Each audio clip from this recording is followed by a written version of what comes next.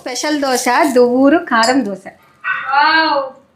So మనము దువ్వూరులో కొనుక్కుంటే మామూలు దోశ 175 రూపాయలు, అలాగే జీడిపప్పు దోశ వచ్చేసి 250 రూపాయలు. అదే మన ఇంట్లో 20 రూపాయలకే జీడిపప్పు దోశ సింపుల్గా ఈజీగా ఎలా చేసుకోవాలి అనేది ఈ వీడియోలో షేర్ చేస్తున్నాను. రండి మరి.